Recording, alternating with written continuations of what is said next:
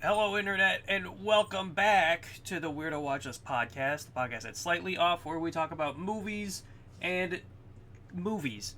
We're back from break, and we're ready to go. We've been watching I've been watching a shit ton. I don't know how much you've been watching. Fair amount. Decent amount. Yeah, Rick fair and amount. Morty a little bit. New Rick and Morty is out right now, so gotta heavily invest in the lore. So I gotta watch that right now. But other than that, yeah, I've been watching some films. Yeah. I guess I don't even know what I've watched. God, it's been how long? A month? Yeah, at least a month. Did we talk about weapons on the podcast? No. We haven't, because last time we recorded, I don't even know if that was out. Maybe it was and neither of us had seen it, but I got a couple movies that we both have seen that we can talk about. It was one of them weapons? One of them is weapons, yes. Okay, great. Let's talk about it. Let's talk about weapons. It's relevant as ever. It's still in theaters. It was number 1 for 4 weeks. It was it crushed it. I think it was. Anyway, yeah. I really incredibly crushed it. Yeah, what'd you think about it? You were gonna make me go first. Okay. Yeah. I liked it. I liked it a lot. I was a big fan of Barbarian. Yep. And I liked this one maybe a little less, but this one was way funnier, and I really enjoyed that. I liked the plot twist. Obviously, spoilers here if you haven't seen it. It's been a while. It's been out for a bit. Yeah. Yeah, you should have seen it by now. When it just turns into a witch movie, it was a little jarring at first. I was just like, all right, this is completely something different, but like, he makes it work, so like, who cares? He did the same thing in Barbarian. Total character shift in the middle to Justin Long, and it just works, you know? God, I rewatched that the day after I watched Weapons. And God, it's good. God, yeah. It's really good. Yeah, how'd you feel about it? I feel the same way, where I think I like Barbarian more, and I think that is just personal bias on my part, because I do fucking love Barbarian so fucking much. That movie was a huge deal for me when I saw it, and it's been like that movie is like also a big deal for the rest of my family. Like, my fucking parents saw it, and like, really, yeah, like it freaked my dad out, because like, he used to be in the military, and like had to go through like old German like military tunnels like in the dark. So when they're like creeping through the basement in Barbarian, it just gave him flashbacks to like creeping around old dark corners. He didn't see anything fucked up, at least that he hasn't told me, but he had to breastfeed in those tunnels. He had to get breastfed. That did happen to him. A big monstrous woman. Yeah. But big German bitch. Yeah, so like for like 3 holiday dinners straight, we would all make Barbarian jokes. And I took my younger brother to see it when it was at the Trilon last year, and he just also fucking loved it. Yeah. There's like one moment, right, when I think the actress's name is like Georgina Campbell. I think that's her name. Okay. When she like opens the closet, the basement door for the first time, right? She like pulls the big rope and the door swings open. There's one guy sitting behind me and my brother who just like said to his friends behind him, just like, "Fuck this, I'm out. Thanks for having me, guys. I can't do it. I gotta go." And he just left and didn't come back. Oh damn. Me and my brother were like, and just like the people around us were just like stunned and amazed. Like, the dude was like genuinely freaked the fuck out that soon into the movie. Wow. Yeah, and he was also just laughing his fucking ass off when Justin Long started measuring the basement. I love that fucking scene. God, everything Justin Long does in that movie is really good. It really turns into a different movie for a bit there. Yeah. And like, yeah, that like same freak and comedy energy like carries over into Weapons too. Totally. Yeah, like, just like with like the fucking tweaker, James. Yeah. How he like, the one thing this movie does that I really appreciate. I know, like, I'm on this like film forum, right? Yeah. And each thread is just like, usually when it talks about like a new movie that's in development, it's just like a headline, like, so for Weapons is like Zach Krieger's new movie described as Magnolia with witches. Now, I haven't seen Magnolia, but I guess it does like the same thing where it just like follows a certain character throughout the film's events. And that's what I think Weapons pulls off really fucking well. Yeah, I liked that, the way they did that. Yeah, it also plays with like perspective, because like Alden Ehrenreich, the cop, he's just like he like punches James in the fucking face, and he's like, oh fuck, I shouldn't have done that. Oh man, oh geez, I'm so sorry. Let's just pretend this didn't happen. I don't want to, just disappear out of town. I don't want to see you again. Don't let me catch you, and we'll forget this happened. You go this way, I go that way. And we cut back to James's point of view, and he wakes up from like being knocked out, and like he's almost getting like fucking threatened. He's like, I hope I fucking never see you again. I hope you fucking die. Get the fuck out of my sight. It's one thing the movie does like incredibly well. Hell yeah. I liked it. I liked the kids running like Naruto.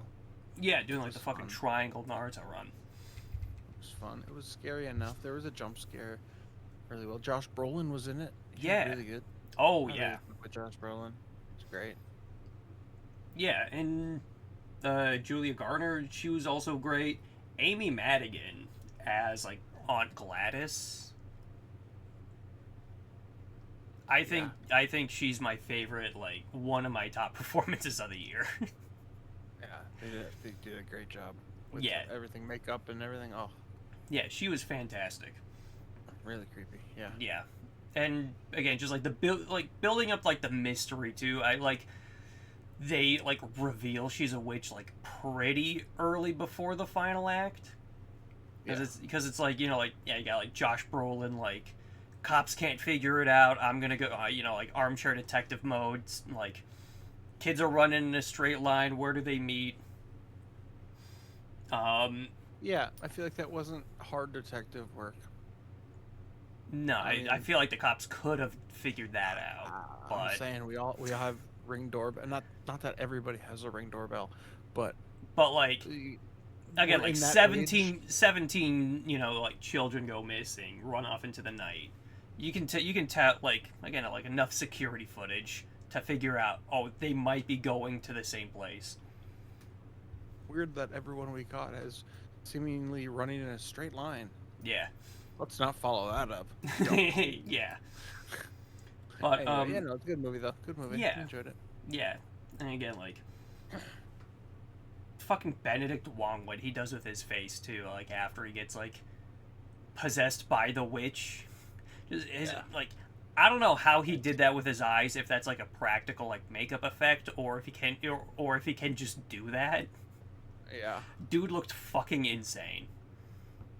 And he was insane. He chased down Julia Garner for fucking miles and got hit by a car. Yeah. Oh man, I want to rewatch it now. Yeah, I still gotta show it to the wife. Oh yeah, nice. Yeah, and just like the fucking ending too, when like, we cut to like Adam, we get his whole like, what really happened, like, him meeting his aunt and like, Gladys like taking over the parents, making him stab himself in the face. Yeah. And then just like him like doing the witch thing with the sticks to like have all the kids go after her and just chase her through the fucking neighborhood. My jaw was just on the fucking floor, just like just insane. Yeah. It was. How are we gonna make a fun ass movie? Yeah, it was a riot. Yeah. Hell yeah. Good for the whitest guy that I know. Yeah, good for the whitest kid ever. What else did we both see? We did, both of us, just see the new Toxic Avenger. Oh, you saw it? I did see it. I liked it well enough. I've seen like the first four, the original four of them. Really? Okay. Yeah, no, like, but the first one I fucking love. The first one's great. Yeah. So when I saw like this new one, it doesn't have the same like I don't know like the right word. I used it earlier, like talking about it with my wife. But like it's like like the original movies are like so much more crass and just disastrously not PC. Yeah, I put on one of them. I think the fourth one. Yeah, it was the fourth one. I put on the beginning of it before I went to go see this new one. And oh my god, it's fucking insane. Fucked up, man. Holy yeah, shit. like the fucking Whole for content, like scene? yeah, like the fourth one opened like with the fucking diaper gang, like threatening to blow up a school of like the Tromaville School for Special Retards, I think they called it, and they keep just throwing the word around. Yeah, big time. And I was like sitting there watching. I was like, gee, this is. It felt like it was like way more like aggressive in its just like like tone compared to the originals. That one was a little much, but the first one, it still has that like mannequin out there charm, where it's still just like grossly offensive, but not again like threatening to shoot up a school of like special needs kids. And this new one feels pretty. It's pretty tame compared to the fourth one. Yeah. It's crazy to say that for how graphically violent this movie is, but you watch those original ones and your jaw's just gonna hit the fucking floor. Different ballpark. Yeah, different ballpark. Yeah, I mean, I liked it though. It for sure was still good. Yeah. It felt low budget in a way that definitely, like, obviously they paid a lot of money for a lot of this, but it felt still like it had some of the kind of the heart and soul of a kind of an indie flick. Yeah, but and the same kind of like the same kind of like character energy, because like you got like the fucking like the Killer Nuts gang, you know. Like, I was watching a Yoda Joe review, you know, our good old pal, old coworker. Oh, yeah. And he was like, I'm glad we can have these serious 80s style bad guys, you know, and they're not, like, you know, like, too over the top. And I was like, did you watch the same fucking movie? Because one of them kept doing parkour flips and karate moves the entire time. And they were called they were like a fucking new metal band called the Killer Nuts. What the fuck are you talking about? That was awesome. Yeah. They were sick. And like when like Toxie first like saves like the fucking like it was like the She Meat restaurant or something like that.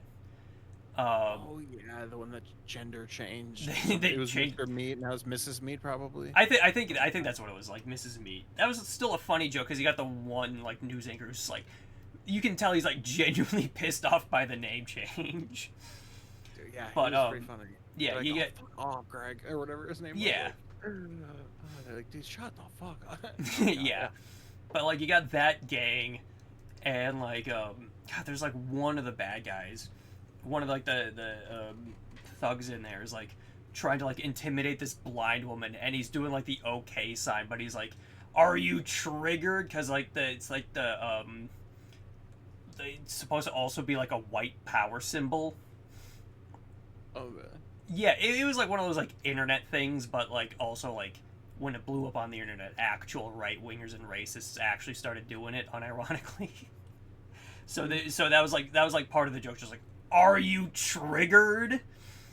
Which I thought was fucking funny, because again it's just like, what the fuck are you doing? Are you here to like rob me or like get a fucking clip for your fucking live leak profile or whatever? But there is like one moment in that when like Toxic shows up that is very much in spirit to the graphic violence of the originals, where like Toxic like, pulls the dude's pants down, you get full ass shot, and he just goes like, give me your lunch, and he like fists the dude and then pulls out his intestines. That just immediately made me think back to Toxic Avenger 4 when Toxic shows up to the special needs school and like body slams one of like the diaper gang guys. He's like, oh crap, I forgot exactly what he said, but yeah, he like pile drives him, like takes him, like hangs him upside down, and like just drives his head into the ground, and his head comes out through his own ass, and he's just like screaming, covered in his own shit. So like, I just came out my own ass. Yeah. It's like that level of like crass violence is not present, but you know, like it's like it's almost there. Yeah, it's still like a version of it where it's not like, again, like that fucking stupid and immature, where it's still like just like grossly violent. Had some dick shots for sure in the movie. Mm-hmm. It was all right, it was fun. Elijah Wood was in it. Yeah, very fun. He was, oh god, yeah, no, a lot of good stuff in it. I really enjoyed it. I wasn't ever a big fan of the first one or anything. I watched part of it, but as somebody who's not into the Toxic Avenger universe, I guess, I liked this as a standalone thing. I didn't like Peter Dinklage voiceover work. Yeah, that, like, my brother described it as, like, if you asked a Redditor to make a Toxic Avenger remake. So like, yeah, like, that voiceover was like, what the fuck? We gotta, like, go back. We can't just go here yet. What the fuck? So that, like, just felt very, like, millennial writing. Yeah. Just... like, it just, in your face, like, fourth wall break, but... They never mentioned that he's a midget. They don't, no. I think they do. It's just, it's just, they just keep calling him Winston. Like from Overwatch.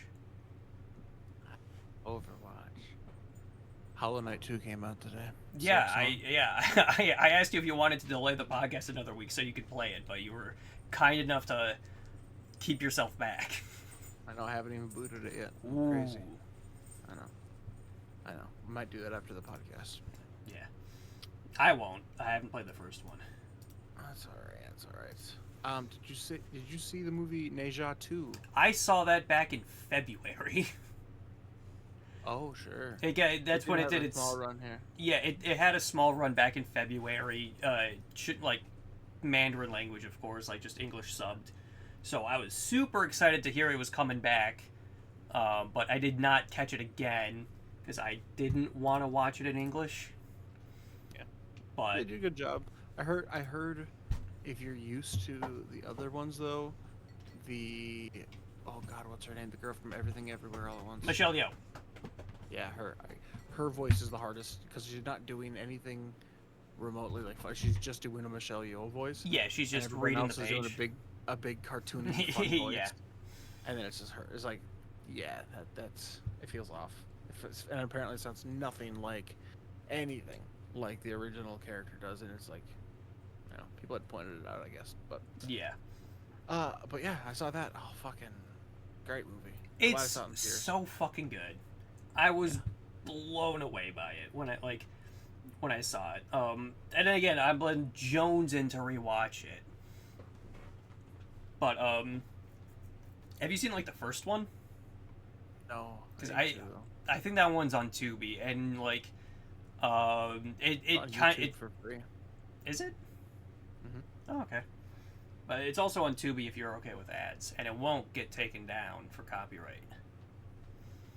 But I did also buy the first one on 4K. So as soon as I hear about Neja 2 getting a US 4K release, I'm fucking on it.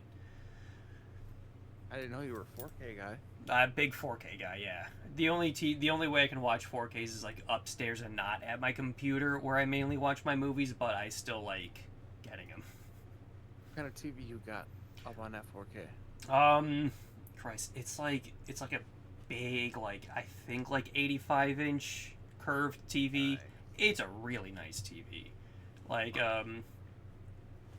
my mother-in-law was like gonna like sell it because like we just didn't need the TV, but like, and she had a guy ready to buy it, but we set it up in the living room just for the time being, and we just started using it. It was like, no, this is a really nice TV. We're gonna keep it.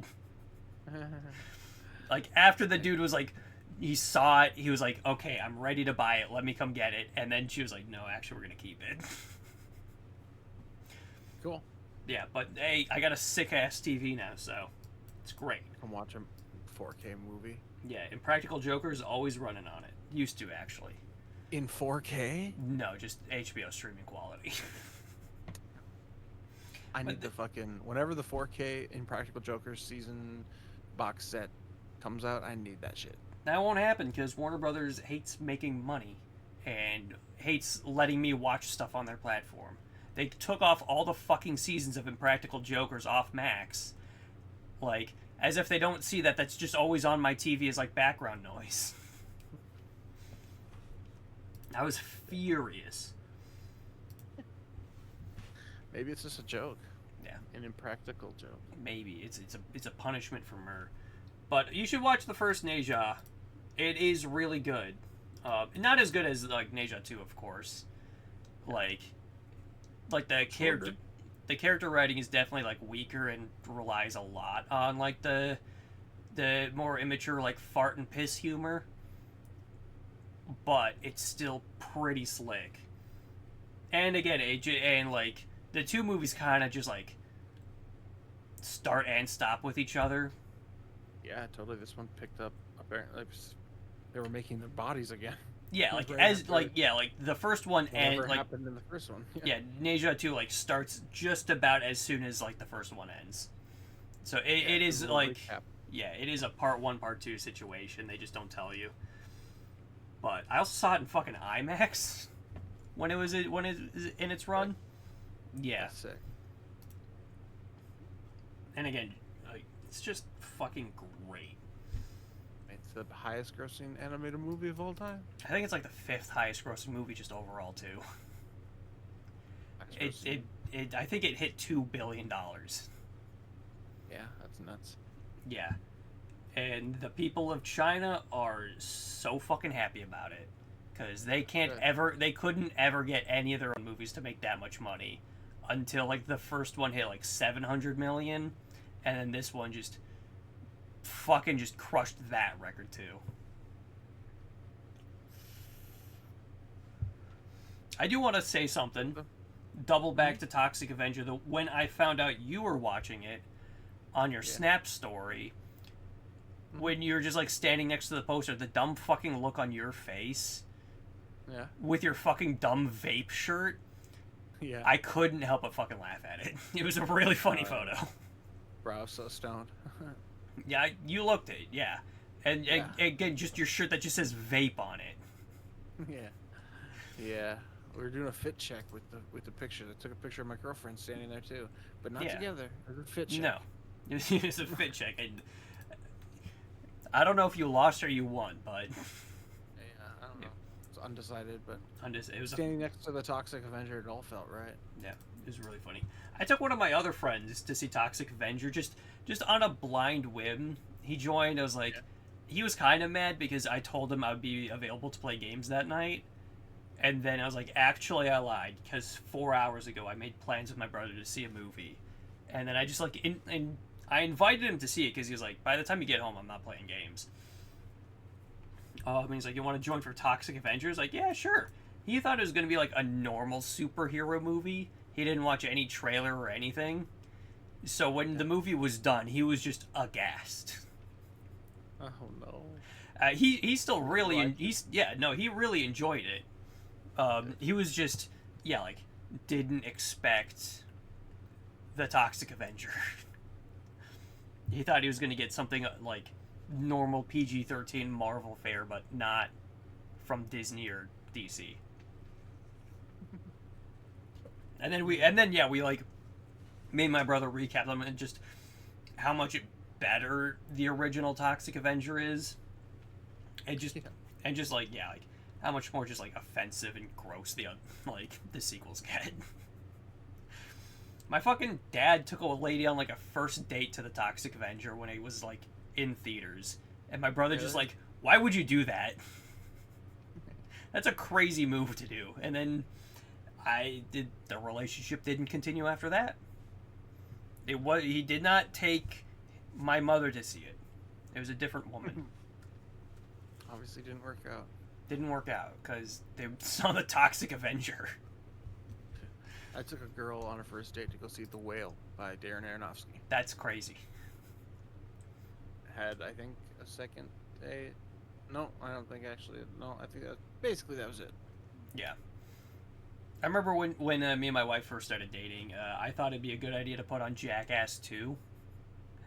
Yeah. And we made it about, like, 40 minutes in, and the bit where I finally, like, noticed just how uncomfortable and miserable she was when Wee Man barged into, like, some board meeting butt-ass naked and just sprinted across the table with his, like, Wee Man penis out. And I was like, maybe this was not a good idea, and I just put something else on. This is not something to Netflix and chill to. No, it was not. It was quite the awkward date. But as you know, you officiated the wedding. Nothing bad happened after that. Nothing. Everything was smooth sailing. No other movies that you guys have watched together. I'm trying to think of something that I know you've probably drug her to some shit that she's hated. Red One. Really? Drag her. Yeah, I took her to. Yeah, it was like we just wanted like a date night, so we like got dinner, and it was like we got to see Red One, because like she showed me the fucking trailer, and like I've talked about it on the fucking podcast before too, but like the bit in the trailer where like Chris Evans like Santa Claus has been kidnapped, like she wants to fucking kill herself every time she heard that. So I was like, we gotta see it, right? Dwayne Johnson said it's gonna be a game changer in IMAX. We saw it in IMAX, huh? Yeah, we did. God damn. Yeah. We've been on, like, better movie night dates since then. We saw, like, F1 and Superman, and she was all about those two movies. Thank God. Did she go see Toxic Avenger with you and your friend? No, she did not. She saw the end credit scene where... Like, did you see the end credit scene? I can recall, no. Okay, it's where Toxie, like, finds the camera in his kitchen, and he just starts talking about how he likes to make his grilled cheese sandwiches. And, like, goes very in-depth, like, you know, it's like, I like to put the butter on the bread so it, like, crisps evenly, and then I like to use American cheese, but you can use whatever cheese you want. Just, like, over-explaining how to make a fucking grilled cheese, and she's just, like... waiting for the movie. She was like shutting off projectors after like her shift at the end of the night, and was just like watching the scene happen, and she was just like, this is fucking stupid, what am I doing here? She thought it sound very funny, to be honest with you. She thought it was like, I guess that's the point. She thought it was like a little funny, but again, just more like, what is the point of this? What's going on here? Doesn't sound that funny to me, but in the right movie that'd be funny. In a movie like Attack of the Killer Tomatoes, where they do something similar, where they just let things kind of just happen for a long time, and the gag is that it's boring. I think that's funny then. So maybe it had to be there, but I did not stay for the credits. Yeah, that was it. I think there was another like Marvel style like card where it's like the Toxic Avenger will return in the next movie, but only if we make $1 billion. And there's like 7 other like stipulations attached to that too. Obviously joking that they know they're not going to get enough money to do a sequel. But that's a funnier joke. Talking back to Yoda Joe 93, he took that seriously and was like, so yeah, it's a good start to a new franchise. Like, this movie's not going to get a fucking sequel. They're not going to reboot any other Troma Studio project. They're not going to fucking reboot Sergeant Kabuki Man or Nukem High. I've never seen any other Tromas. You should watch the one I recommend the most is Tromeo and Juliet, where it's just fucking disgusting New Jersey Romeo and Juliet, but it was written by James Gunn. Oh, really? Yeah. Like, he got his fucking start, like, working as, like, Lloyd Kaufman's understudy at Troma Studios. And fucking, like, big dumb idiot Joe was talking in his Toxic Avenger reviews, like, it feels like something James Gunn would have made back in the day, you know, and I'm a huge Toxic Avenger fan. I've seen all the other movies. My sister loves Groundhouse movies. And, like, I just know he's talking out of his fucking ass. Because if he were a real Troma fan, he would have known James Gunn worked at Troma. And his review just made me angry. He's like, I didn't like, like the over the top violence is fine. I didn't appreciate it too much. It's like the original movies are like even grosser and more violent because it's all like practical effects.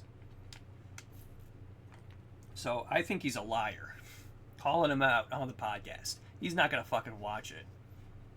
He's Real not trauma heads. No. Real trauma heads, no.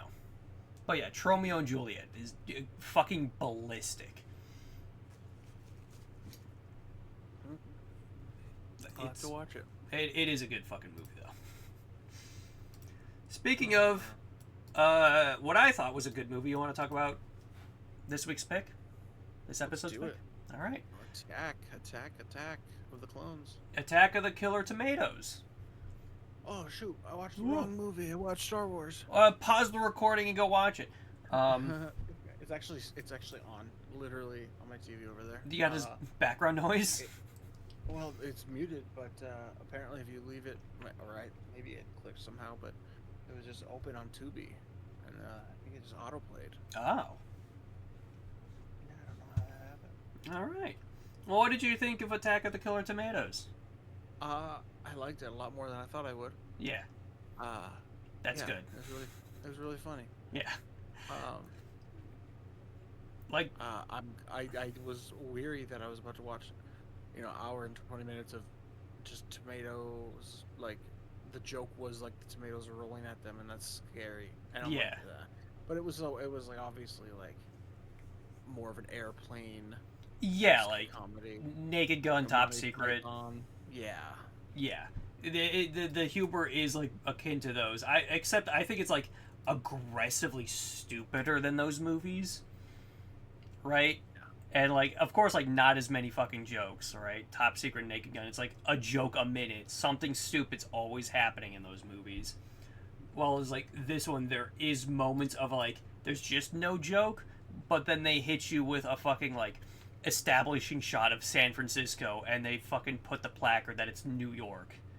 Yeah, and I'm just like, real good the first yeah. time. Yeah.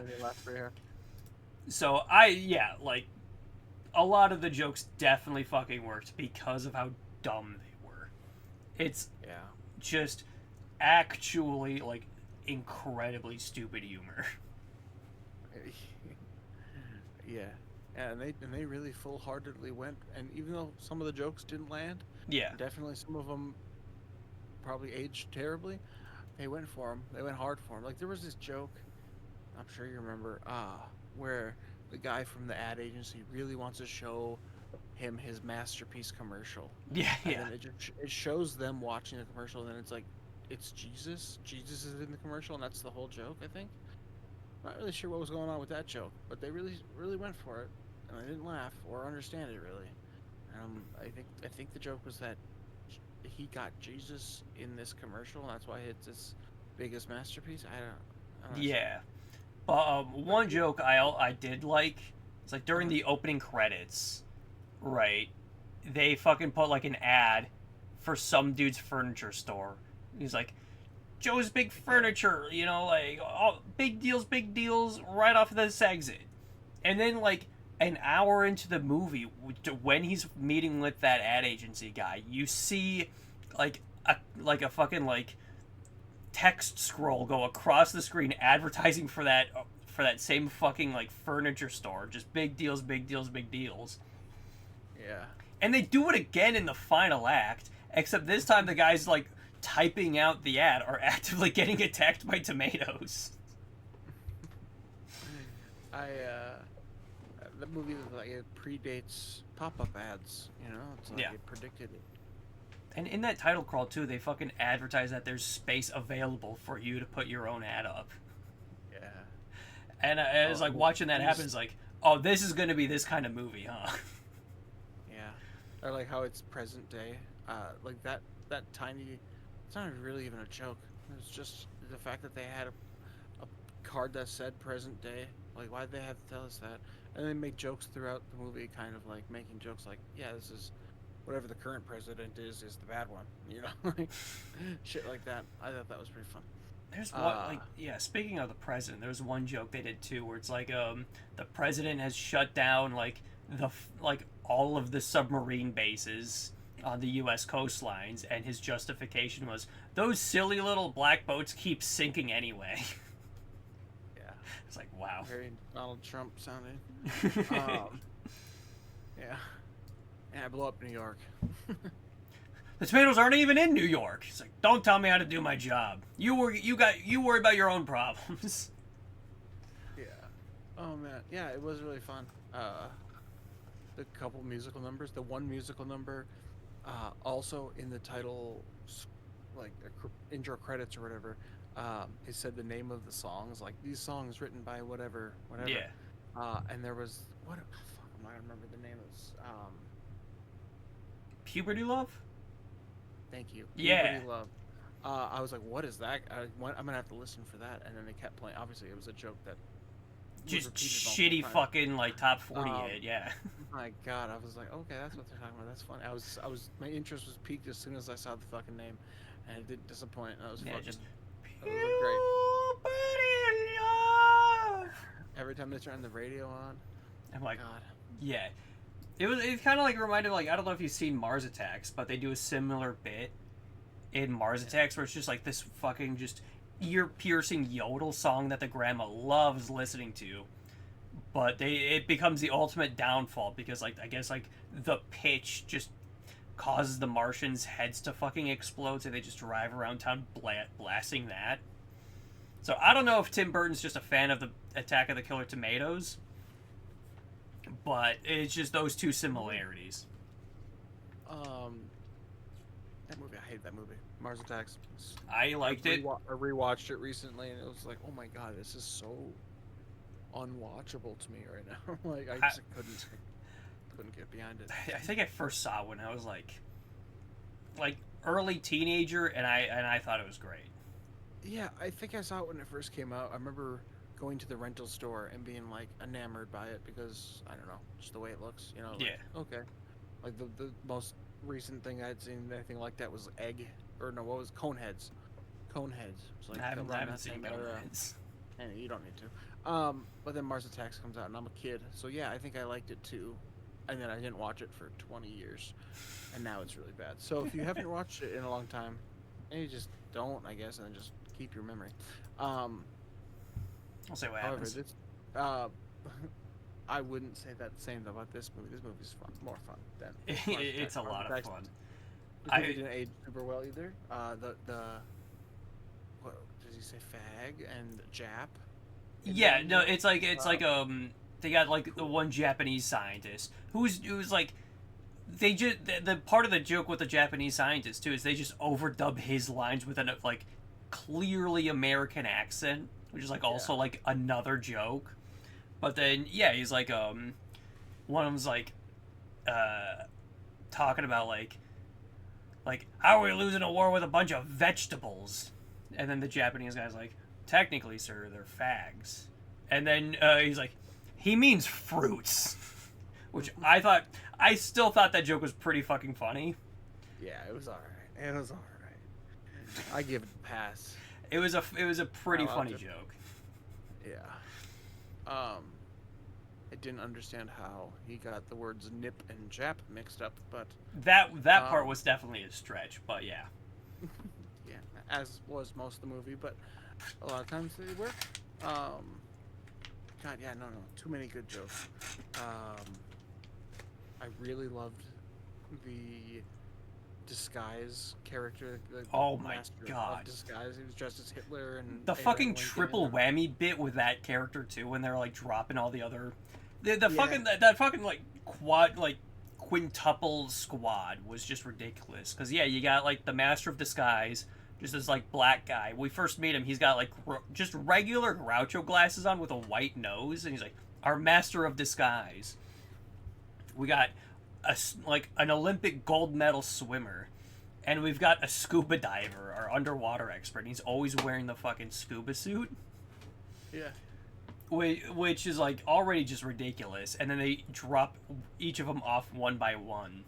They drop off the Olympic lady first, and he comes out at the Master Disguise comes out as George Washington. They drop off the scuba diver, and then he comes out as Abe Lincoln and just says, "You're free," which that fucking killed me. That was hilarious. Just the added line of dialogue. And then they go to like this like meetup point for their fifth guy, and he's just close up of him dressed up as Adolf Hitler with this cheeky grin. Yeah. And then like the fucking like other guy like shows up, like this fucking paratrooper lands on the car.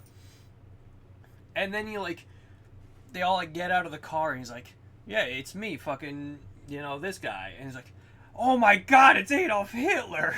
Like tries fucking like draws a fucking sword and just tries charging at him. Like I fucking showed that clip to my wife, and she was just like, "What the heck? What the fuck?"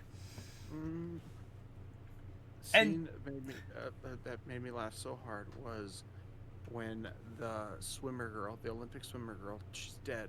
And then the parachute guy, the guy who's dragging a parachute. He drags the parachute through the whole fucking movie. He never gets rid of it. It's always trailing behind him, getting caught on shit. In the car chase scene with him running. Anyway, when he has to go tell her some news that, like, I think he just has to tell her like the tomato activity in her sector, yeah.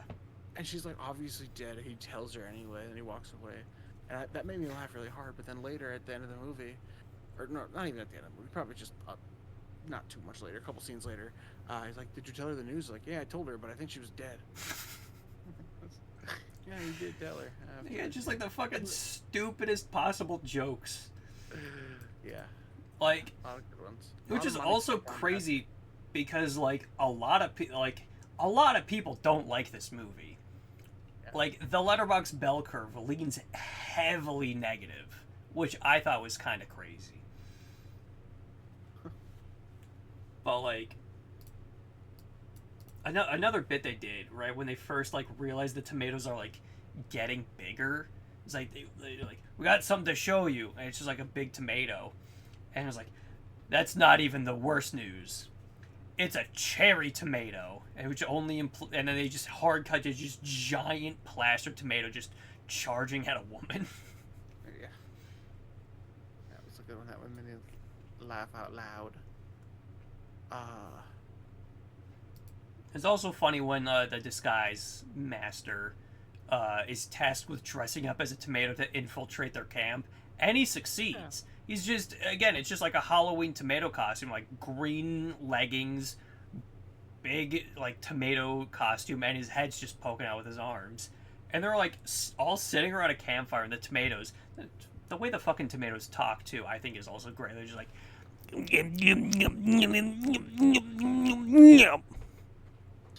I don't know if you could hear that, but the podcast definitely will. I fucking heard it. Good. I leaned into my mic to do it. But of course the bigger tomatoes is like a lot deeper, but they're just like talking about like, like, you wanted the breast, you wanted the dark meat, you wanted the arm, and that's when the costume guy finally realizes they're eating just human meat. And like cut back to him later just with a big hunk of meat, and he's like, "Anybody got any ketchup?" And there's just like a beat. He's like, "No!" Yeah, this was good stuff. Yeah, this was good stuff. A really fucking funny. There's like several of these movies too. Do any of them hold up? I feel like it's I don't know. I want to make a sequel to. Yeah, it's of course like the same guy. The same guy directed all of them. So like the first one in '78, Return of the Killer Tomatoes in '88, Killer Tomatoes Eat France in '92, and Killer Tomatoes Strike Back in '91, and then of course like an original like short film they did.